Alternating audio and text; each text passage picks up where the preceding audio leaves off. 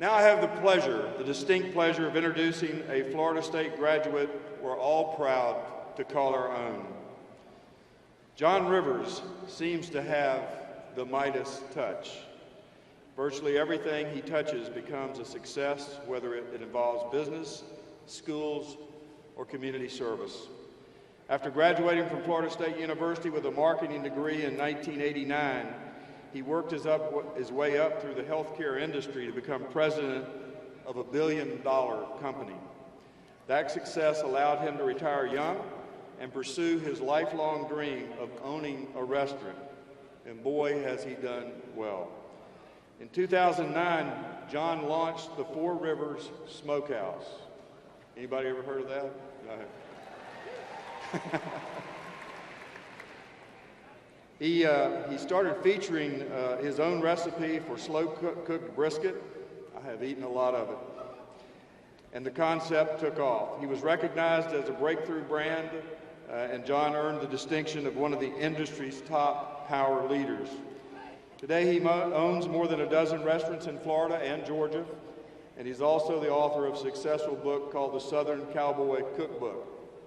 John's record of success started, though, at Florida State University, but he has arrived on campus facing uncertainties, including whether he could control an education or even afford an education or even his next meal. He found hope and inspiration at FSU. John built confidence, took on leadership duties, changed his attitude. He learned about the power of giving back and how a simple gift of kindness or encouragement can have a lasting impact on someone's life. John has lived by that lesson ever since, giving back professionally and personally, enriching so many lives along the way with his touch of success.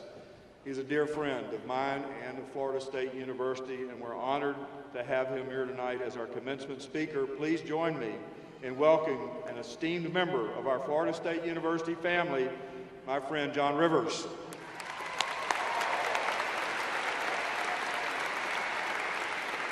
Thank you. Thank you so much. What a great honor this is. Thank you, President Thrasher and Provost McMurray. Thank you for the members of the faculty and staff, friends and family. But most of all, thank you to the graduating class of 2018. And a special thank you to my son, Jared. So proud of you, son. I love you. It is indeed an honor to be here tonight.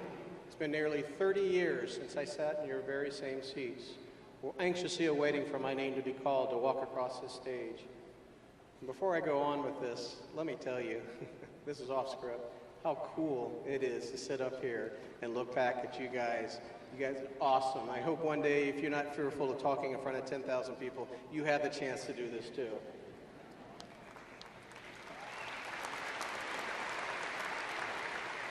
Now, I appreciate that I'm the only thing that's standing in between you and your certificate. However, I'm 50 and you're not, so you have to listen to me. I've had great memories when I was a student back here in Florida State. Things were a little different back then. We actually had to go to classrooms where there were actual teachers there at the time teaching us. I remember one of the highlights in the football games was sitting in the student section and cheering as loud as we could just to watch that Spirit Spear light up all the way, and honestly believing that it was because of our cheering that it was lighting up too. Back then, Friday afternoons were spent at a place called The First. Long before there was a Potts out there.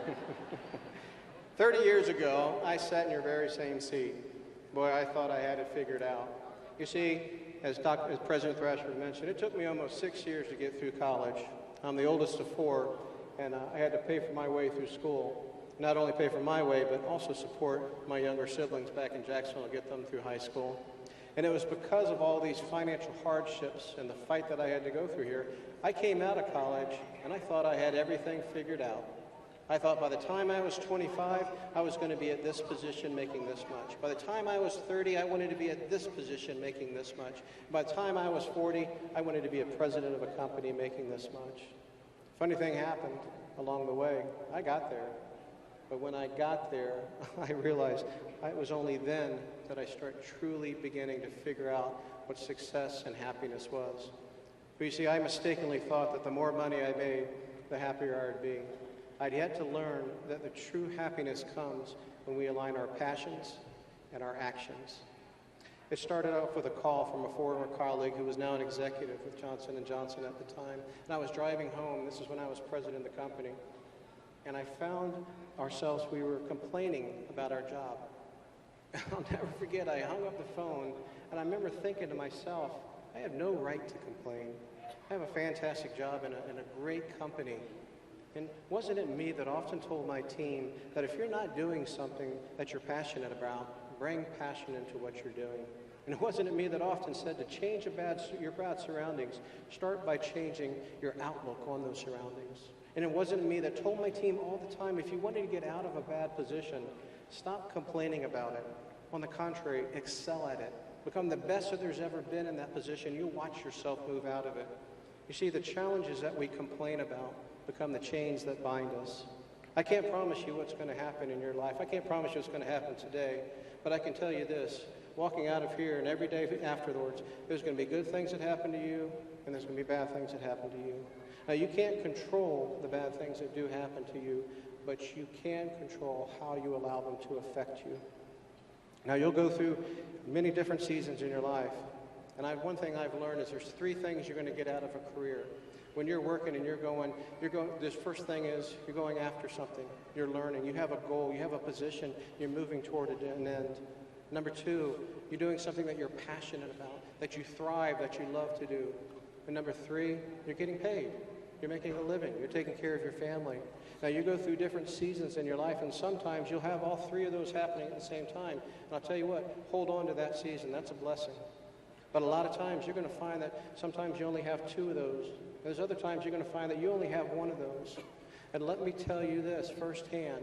When you get to a season in your life and you're only finding that what you're doing is not because you're pursuing a dream, not because you're working toward a higher goal and a position, and it's not because you're doing something you're passionate about, but if you find yourself on a day-to-day basis going in and out of work and it's only for the money, I will tell you, no matter how much money it is, there's nothing that can fill the void that's going to be in your heart. That will never fill you up and keep you happy. If you find so many times, so many of us, we start off pursuing a passion, and only after a little while we find out we're settling for a paycheck. Instead of making a life, we make a living. Instead of fulfilling our purpose in life, we find ourselves falling into somebody else's plan. Let me assure you, each and every one of you, you have a purpose. There's a reason you were created. It was designed long before you were born. You have talents, you have dreams, you have passions that make you unique and make you special. And don't you ever, ever doubt that. You see, the story that you believe will determine the life that you live. How you see yourself will define who you become. Don't believe me? I love asking little kids, what do you want to be? What's your dream when you grow up? You know what? It's beautiful what they say. I want to be an astronaut. I want to be an NBA basketball player. I want to be a doctor. I want to be a president. You know what's beautiful about that? Nobody has told them what they can't do yet. Nobody has said to you, you're not smart enough, you're not strong enough, you're not fast enough. And they truly believe in their heart that they can become what that passion is. And oh, what a great time that is. You know, for different reasons, we started there. But we all tend to drift away from our dreams until we find ourselves simply going through the motions and just working for a paycheck. But when our passion never goes away, we tend to bury it deep and begin to live our lives around it until one day we realize just how empty that is. I'll tell you what, it's then that we have to ask ourselves what holds us back from pursuing our dream right now. And it's the same question that I ask so many people, and it's the same question, quite frankly, that I challenge myself. Because long ago, I wanted to own a restaurant. And I asked myself, why don't you go do it? And I hear from almost everybody I speak to, it's the same thing. Oh, it's too late in my career. I can't go pursue a dream like that. I have a mortgage. I have a house payment. I got kids in school. I got the country club.